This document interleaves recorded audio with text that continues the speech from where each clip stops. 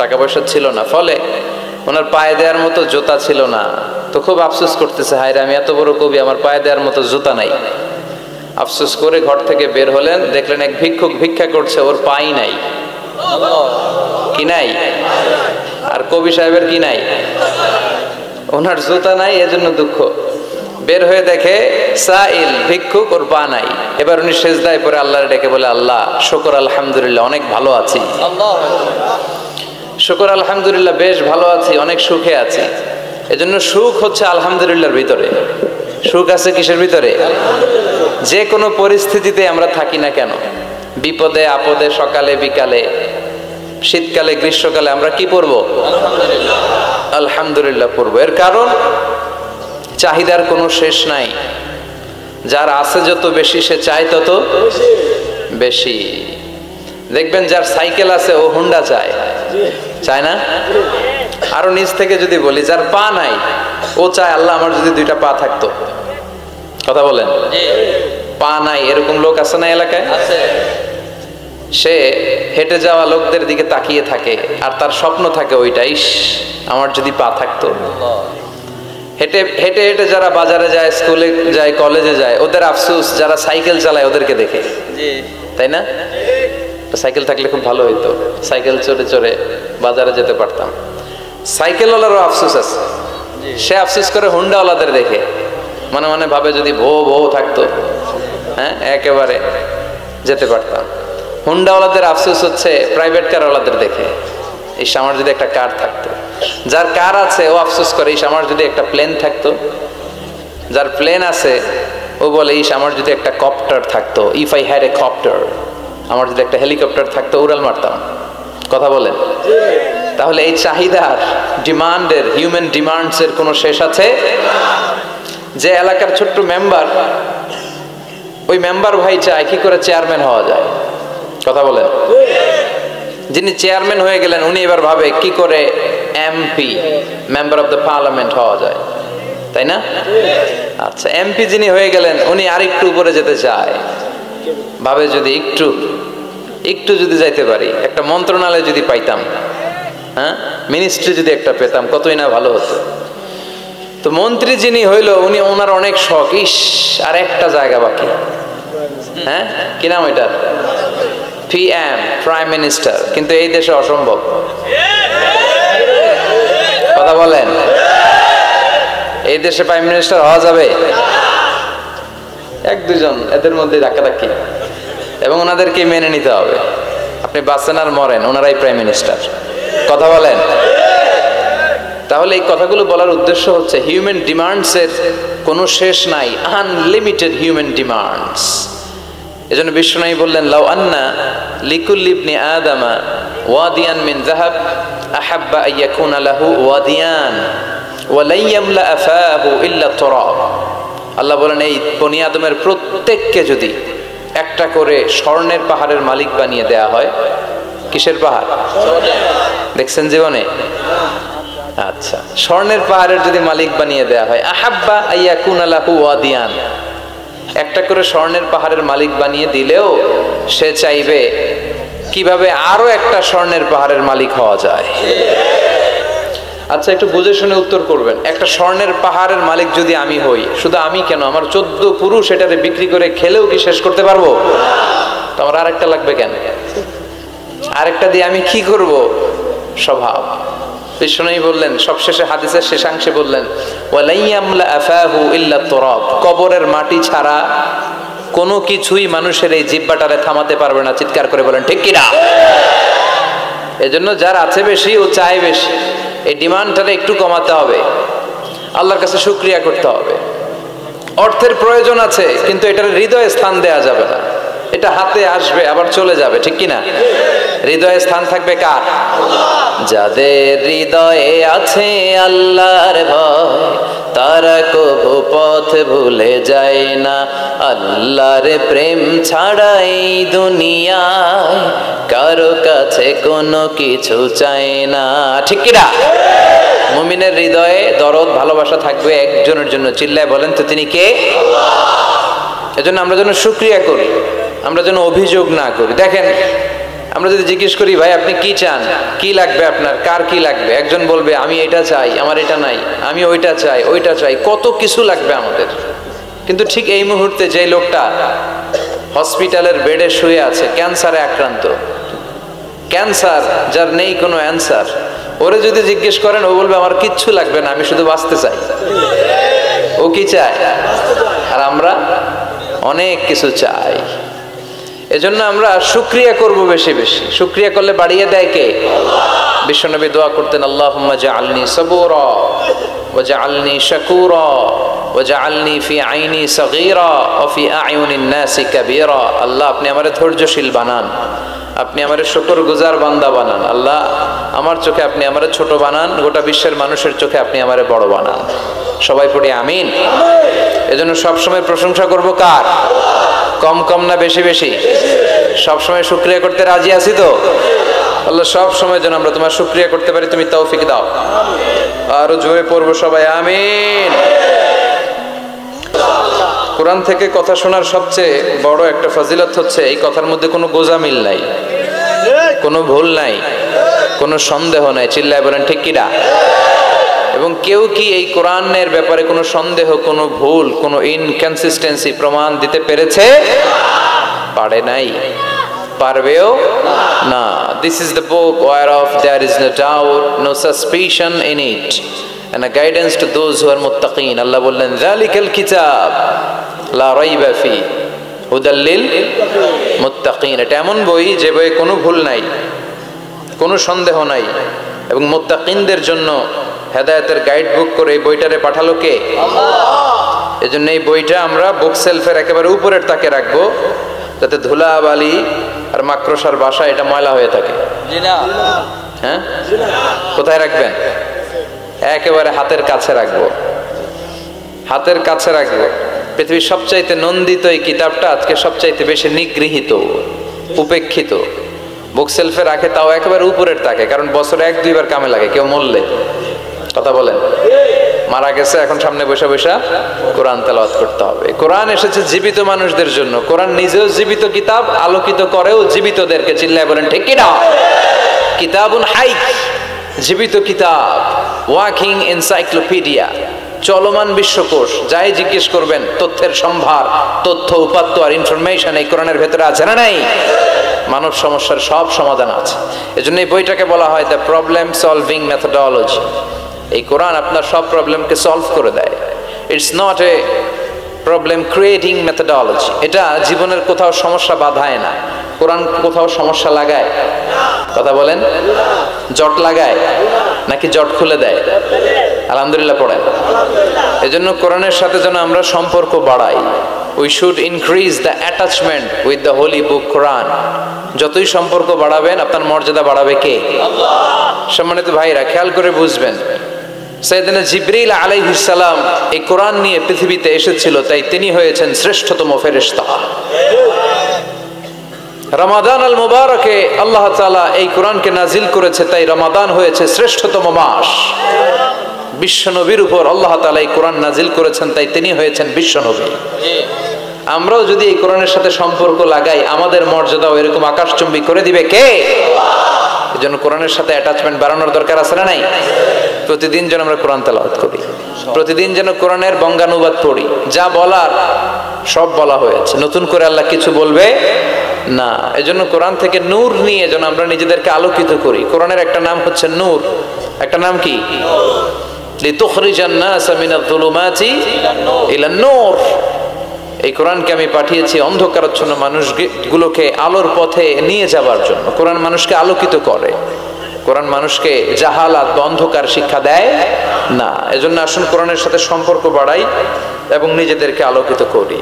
আর এই কোরআনের যেখান দিয়েই আমরা কথা শুনি না কেন, বরকত আছে না নাই? লা তুহসা আজাইবুহু ওয়ালা তাবলা গরাইবুহু ফিহি মাসাবিহুল হুদা ওয়া মানারুল হিকমা। কোরআনের আশ্চর্যান্বিতার কোনো শেষ নাই, কোনো শেষ নাই। যতই পড়বেন ততই আশ্চর্য হবেন। সুবহানাল্লাহ পড়বেন না? ওয়ালা তাবলা গরাইবুহু, এটা কখনো পুরাতন হবে না, জীর্ণ শীর্ণ হবে না। সূরা ফাতিহা যারা আমরা পড়েছি লক্ষ লক্ষ বার, যাদের বয়স 50 কিংবা 60, কত লক্ষ বার সূরা ফাতিহা পড়েছি, কোনো হিসাব আছে? তারপরেও কোনোদিন কি মনে হয়েছে যে সূরা ফাতিহাটা পুরান পুরান লাগে? 60 বছর ধরে সূরা ফাতিহা দিয়ে শুরু করছি নামাজ, কালকে থেকে কুল পাল্লা দিয়ে শুরু করবো, এরকম কেউ বলে? কোরআন পুরান লাগে? চির নতুন, এভারগ্রিন, সবুজ, চির সবুজ, চির নতুন, এটা কখনো পুরাতন হয় না। ফিহি মাসাবিহুল হুদা, কোরআনে আছে হেদায়েতের মশাল, ওয়া মানারুল হিকমা, আর কোরআন হচ্ছে বিজ্ঞানের সুউচ্চ মিনার। সুবহানাল্লাহ। কোরআনের ভিতরে বিজ্ঞানের তথ্য উপাত্ত আছে না নাই? আপনি কোরআনে বর্ণিত cosmic symbols, natural phenomena, scientific indications গুলো যদি পড়েন আপনি অবাক হবেন, কপাল ঘষে ঘষে আল্লাহর সিজদা দিবেন, ঠিক কি না? এজন্য আসুন কোরআনের সাথে সম্পর্ক বাড়াই, প্রতিদিন কোরআন পড়ব, ধীরস্থির ভাবে পড়বো। রাত্তিলিল কুরআনা তারতিলা। আনাস রাদিয়াল্লাহু তাআলা আনহুকে জিজ্ঞেস করা হলো, আনাস, আল্লাহ রাসূলের কাইফা কানা কিরাআতু রাসূলিল্লাহ, আল্লাহ রাসূলের কিরাত কেমন ছিল? তিনি বললেন, কানাত মাদ্দান, আল্লাহ রাসূল সাল্লাল্লাহু আলাইহি ওয়াসাল্লাম টেনে টেনে তেলাওয়াত করতেন। সুবহানাল্লাহ। টেনে টেনে তেলাওয়াত করতেন। এই যে একটু আগে তেলাওয়াত হচ্ছিল সূরাতুল মুলকের, কত সুন্দর টেনে টেনে সে পড়েছে, এইভাবে বিষ্ণু সাল্লাল্লাহু আলাইহি ওয়াসাল্লাম টেনে টেনে পড়তেন। উম্মে সালামা রাদিয়াল্লাহু তাআলা আনহাকে জিজ্ঞেস করা হলো, কাইফা কানাত কিরাআতু রাসূলিল্লাহ ইয়া উম্মুনা, ইয়া উম্মানা, আমাদের মাতা, আমাদের প্রিয় নবীর তেলাওয়াত কেমন ছিল?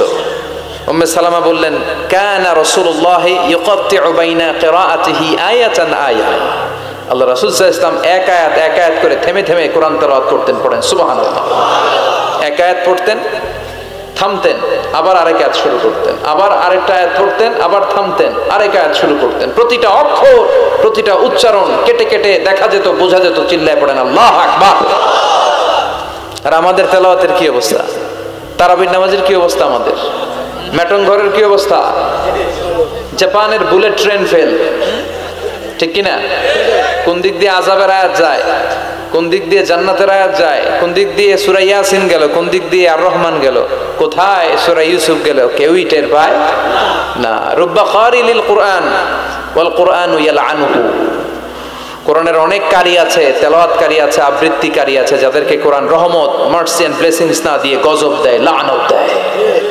আল্লাহ ওই ধরনের তেলাওয়াত থেকে তুমি আমাদের বাঁচাও। বিশ্বনবীকে আল্লাহ তাআলা সব নবীদের উপরও প্রাধান্য দিয়েছেন, তিনি শুধু আমাদেরই নবী নন, তিনি নবীদেরও নবী। তার মানে ব্যক্তি ব্যক্তিতে পার্থক্য আছে না নাই? তারপরে রব্বুল আলামিন এই জমিনের বুকে এলাকার উপর এলাকাকে প্রাধান্য দিয়েছেন। গোটা বিশ্বের মধ্যে সবচাইতে দামি শহরের নাম হলো মক্কা শহর, ঠিক কিনা? মক্কা শহরের সমতুল্য মর্যাদা পৃথিবীর আর অন্য কোন শহরের আছে? আবার রব্বুল আলামিন সময়ের উপর সময়কে প্রাধান্য দিয়েছেন। সারা বছরের 365 দিনের মধ্যে সবচাইতে শ্রেষ্ঠ দিনের নাম হলো আরাফার দিন। সুবহানাল্লাহ। আরাফার দিনের যে মর্যাদা, বছরের অন্য কোন দিনের কি ওই মর্যাদা আছে? হজের দিন, এই দিনে আল্লাহ তাআলা এত বিশাল সংখ্যক মুসলমানকে ক্ষমা আর মাফ করে দেওয়ার ঘোষণা দেন, বছরের অন্য কোন দিন এরকম ক্ষমার ঘোষণা দেন না। চিল্লায় কোন সুবহানাল্লাহ। তাহলে 365 দিনের শ্রেষ্ঠ দিনের নাম? কথা বলেন, আরো জোরে বলেন। শয়তান ওই দিন নিজেকে অত্যন্ত বেশি লাঞ্ছিত এবং অপমানিত ফিল করে। বদরের যুদ্ধে শয়তান নিজেকে সবচেয়ে বেশি অপমানিত বোধ করেছে। যখন আকাশ থেকে ফেরেশতাদের ঢল নামতে শুরু করলো, শয়তান নিজেকে অত্যন্ত অপদস্থ ফিল করেছে। আবার আরাফার দিনে আল্লাহ তাআলা যখন আল্লাহর প্রিয় বান্দাদেরকে ক্ষমার ঘোষণা দেন, শয়তান অপমান বোধ করে। আবার তাশাহুদে বসে যে আঙ্গুলটা আমরা নাড়াই কিংবা উঠায় রাখি, এই তাশাহুদের এই ইঙ্গিতটা আসাদ্দু আলা শাইতান মিনাল হাদিদ, হ্যামার দিয়ে, হাতুড়ি দিয়ে শয়তানের মাথায় পিটালে ও যত ব্যথা পায়, তাশাহুদে আঙ্গুল উঠালে, শাহাদাতের সাক্ষী দিলে শয়তান তার চেয়েও বেশি ব্যথা পায়। চিল্লায় পড়েন আল্লাহু আকবার। কারণ এটা হচ্ছে শয়তানের বিপক্ষে এক আল্লাহর পক্ষে আমাদের জানান দেয়া ঘোষণা। এটা তাওহীদের সাইন। চিল্লায় বলেন কিসের সাইন? তাওহীদেরই মুর্শিদ আমার মুহাম্মাদের নাম বলো, মুহাম্মাদের নাম, আল্লাহর নাম জপলে বুঝতে পারি আল্লাহরই কালাম বলো, মুহাম্মাদের নাম। ওই নামেরই রশি ধরে যাই আল্লাহর পথে, ওই নামেরই ভেলায় চড়ে ভাসি নূরের স্রোতে, ওই নামের বাতি জেলে দেখি আরশের মুকাম, বলো মুহাম্মাদের নাম। পড়েন আল্লাহু আকবার। তাহলে শয়তানের বিপক্ষে এক আল্লাহর পক্ষে, এটা হচ্ছে শাহাদাতের চিহ্ন। সুবহানাল্লাহ পড়েন। শয়তান সবচেয়ে বেশি অপমানিত বোধ করে এই তাশাহুদের সময় আঙ্গুল উঠালে, আবার আরাফাতের দিনে। তাহলে বোঝা গেল 365 দিনের মধ্যে শ্রেষ্ঠ দিন কোন দিন? সবাই বলতে হবে। এবার বলেন 365টা রাতের মধ্যে শ্রেষ্ঠ রাত কোন রাত? কদরের রাত, ঠিক কিনা? ইন্না আনজালনাহু ফি লাইলাতিল কদরি ওয়া মা আদরাকা মা লাইলাতুল কদর লাইলাতুল কদরি খায়রুম মিন আলফি শাহর। সুবহানাল্লাহ পড়েন। হাজার মাসের চেয়ে সেরা। বিশ্বনবী মদিনাতে কাঁদছেন, বিশ্বনবীর মন খারাপ। মন খারাপের কারণ হচ্ছে আগের যুগের উম্মতের বয়স আর হায়াত ছিল অনেক বেশি। কেউ পেয়েছে 3000, কেউ 1000, কেউ 500। বিশ্বনবী কাঁদে আর টেনশন করে, হায় রে আমার গুনাহগার উম্মতের কি হবে? কারণ বিশ্বনবী বলেছেন আমারু উম্মতি মা বাইনা 60 ইলা 70। আমার মেটন ঘরের কি অবস্থা? কত বছর বাঁচে? 90 আছে কে দেখি তো? 90 আছে নাকি? 80 হয়েছে কার? আছে? আসে নাই, অসুস্থ। 70 আছে কেউ? 70 ডানে ভাই? হ্যাঁ 70 পাওয়া যাবে আশা করি। একজন পাওয়া গেছে। আল্লাহ ওনারে আরো 70 বছর দিও। তো আমার উম্মতি মা বাইনা 60 ইলা 70। বিষ্ণু বললেন 60 থেকে 70 এর মধ্যে আমার উম্মতরা মরে শেষ। আহা, কি হবে আমার উম্মতের? আগের উম্মতরা তো অনেক হায়াত পেয়েছে। আল্লাহ বললেন নবী কাঁদবেন না, লাইলাতুল কদর খায়রুম মিন আলফি শাহর। ওদেরকে হায়াত দিছি আর আপনার উম্মতরে লাইলাতুল কদর দিয়েছি। ও নবী কাঁদবেন না, চিন্তিত হবেন না, বিষণ্ণ হবেন না, ফ্রাস্ট্রেশনে ভুগবেন না। তাদেরকে হায়াত দিয়েছি বেশি, কদর দেই নাই। আপনার উম্মতকে হায়াত দিয়েছি কম, এটা ঠিক, কিন্তু কদর দিয়েছি যেই কদরের রাত 1000 মাসের চেয়েও সেরা। খায়রুম মিন আলফি শাহর। ওই রাতে আপনি এক রাত ইবাদত করলে 1000 মাস ইবাদত করলে যে রিওয়ার্ড আপনি পাবেন, যে সওয়াব পাবেন, ওই সওয়াব আপনার আমলনামায় দিয়ে দিবে কে? তবে খবরদার, ওইটা শুধু 27 26 তারিখ দিবাগত রাতে করলেই হবে না। বিষ্ণু বলেছেন ফালতামিসু ফিল আশরিল আওয়াখির মিনাল ভিতর। রমজানের শেষ দশকের বেজোর রাতে, অড নাইটে, অড বেজোর রাতে তোমরা তালাশ করো। তার মানে 21, 23, 25, 27, 29 এই 5 রাতেই আপনাকে ইবাদত করতে হবে বুদ্ধিমানের মতো। বুদ্ধিমান ঝুপবে যে কূপ মারে, ঠিক কি না? আর যারা বুদ্ধিমান নয় এরা খালি কলুর বলদের মতো খাটে। A practicing believer, they don't work hard, they work smart. বিশ্বাসীরা, আল্লাহর প্রিয় বান্দারা, তারা স্মার্টলি কাজ করে, তারা ঘাম ঝরায় না। তারা এমন সময় কাজ করে বসে একদিনের কাজে 1000 মাসের সওয়াব হয়ে যায়। এজন্য কদরের রাতে ইবাদতের দরকার আছে না নাই? বিশ্বনবী কদর যখন আসতো, এই কদরের রাতে রাতে ঘুমাতেন না। ইদা জাআল আশরাল আখার আহিয়াল লাইলা আইকাদা আহলা ওয়া জাদ্দা ওয়া শাদ্দাল মিজার। বিশ্বনবী কদরের রাতগুলোতে রাতে বেশি ঘুমাতেন না, জেগে থাকতেন, ইবাদত করতেন। ফাতেমা রাদিয়াল্লাহু তাআলা আনহাকে জাগিয়ে দিতেন, স্ত্রীদেরকে জাগাতেন, সন্তানদেরকে জাগাতেন, আর বলতেন দাঁড়িয়ে যাও, আল্লাহর সামনে দাঁড়িয়ে দাঁড়িয়ে সেজদায় পড়ে থাকো। জাদ্দা ওয়া শাদ্দাল মিজার মানে কোমরে গামছা বেঁধে নামতেন। মেটাফরিক, রূপক অর্থ। এখন রূপক বোঝে না মানুষ, মেটাফরিক বোঝে না, আক্ষরিক অর্থে ব্যাখ্যা করতে চায়, এগুলো কপাল পড়া, ঠিক কি না?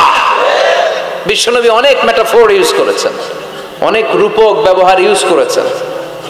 আমি যদি আপনারা বলি তুমি একটা বাঘের বাচ্চা, আপনি যদি বলেন হুজুর আমারে জানোয়ার বলে গালি দিলেন কেন?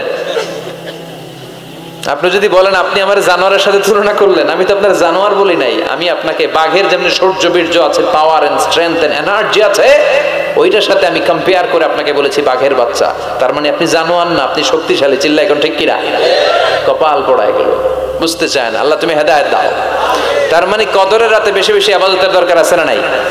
আমরা পেলাম 365 দিনের মধ্যে শ্রেষ্ঠ দিন। কথা বুঝে নাই বোধহয়। 365 রাতের মধ্যে শ্রেষ্ঠ রাত, 12 মাসের মধ্যে শ্রেষ্ঠ মাস, শাহরু রমাদান আল্লাযী উনজিলা ফীহি। তার মানে 365 দিনের মধ্যে আরাফার দিন সেরা, 365 রাতের মধ্যে কদরের রাত সেরা, 12 মাসের মধ্যে রমজান মাস সেরা। তাই বিশ্বনবী বললেন সপ্তাহের 7টা দিনের মধ্যে জুমার দিনটা হলো সেরা। কামা ফাদ্দালা জামানান আলা জামান, আল্লাহর সুন্নাত হচ্ছে আল্লাহ সময়ের উপর সময়কে প্রাধান্য দেন, দিনের উপর দিনকে প্রাধান্য দেন। সুবহানাল্লাহ পড়েন। তাহলে যে এই সূরাটা নিয়ে আমরা বসেছি, সূরাটার নাম সূরাতুল জুমআহ। বিশ্বনবী বলেন এটা শ্রেষ্ঠ দিন, সাইয়্যিদুল আইয়াম ফিল উসবু', সপ্তাহের যে 7টা দিন আছে এই 7টা দিনের মধ্যে শ্রেষ্ঠ দিন। সুবহানাল্লাহ পড়েন। এর কারণ কি? এতগুলো দিন থাকতে জুমার দিনের এত ফজিলত কেন? কারণ এই দিনে আল্লাহ তাআলা ফিহি খালাকাল্লাহু সাইয়্যিদানা আদম আলাইহিস সালাম, এই দিনে আল্লাহ তাআলা আদম আলাইহিস সালামকে তৈরি করেছেন। ফিহি আহবাতাল্লাহু তাআলা আদম মিনাল জান্নাহ ইলাল আরদ, এই দিনে আল্লাহ তাআলা সাইয়েদনা আদমকে জান্নাত থেকে দুনিয়ায় পাঠিয়েছেন। আল্লাহু আকবার। ফিহি তাকাব্বালাল্লাহু তাওবাতা আদম, এই জুমার দিনে আল্লাহ সাইয়েদনা আদম আলাইহিস সালামের তওবা কবুল করেছেন। ফিহি কুবিদা রূহু আদম, এই জুমার দিনে আল্লাহ তাআলা সাইয়েদনা আদম আলাইহিস সালামের রূহ কবজ করবেন। ওয়ালা তাকুমু সাআতু ইল্লা ফি ইয়াউমিল জুমআহ, আর জুমার দিন ছাড়া কিয়ামত অনুষ্ঠিত হবে। তাহলে জুমার দিনের আলাদা স্পেশালিটি আছে না নাই? আবার বিশ্বনবী জুমার দিনকে লক্ষ্য করে বললেন আল জুমআতু ইলাল জুমআহ কাফারাতুন লিমা বাইনাহুমা, এক জুমা থেকে আরেক জুমার মাঝখানে যে 7টা দিন আছে, জুমার কারণে 7 দিনে যে গুনাহগুলো হয় গুনাহগুলো জড়িয়ে দেয় কে? রজব শাবানে বরকতে দাও, রমজান মাসে গুনাহ ঝড়াও, সপ্তাহ জুড়ে তুমি বরকতে দাও, জুমার দিনেতে গুনাহ ঝড়াও, রজব শাবানে বরকতে দাও, রমজান মাসে গুনাহ ঝড়াও। পড়েন আমিন। এই জুমার মাধ্যমে বিগত সপ্তাহের গুনাহগুলোকে ঝরিয়ে আপনারা নিষ্পাপ করে দেয় কে? আর রমজানের মাধ্যমে বিগত 1 বছরের গুনাহ মাফ করে দেয় কে? এজন্য বিশ্বনবী রমাদান আল মুবারাক আসার 2 মাস আগ থেকেই নিজেকে প্রিপেয়ার করতেন, প্রস্তুত করতেন। রজব থেকেই তিনি দোয়া করতেন আল্লাহুম্মা বারিক লানা ফি রজব ওয়া শাবান ওয়া বাল্লিগনা রমাদান, আল্লাহ তুমি রজব শাবানে বরকত দাও, রমজান মাসে আমাদেরকে পৌঁছিয়ে দাও। পড়েন আমিন।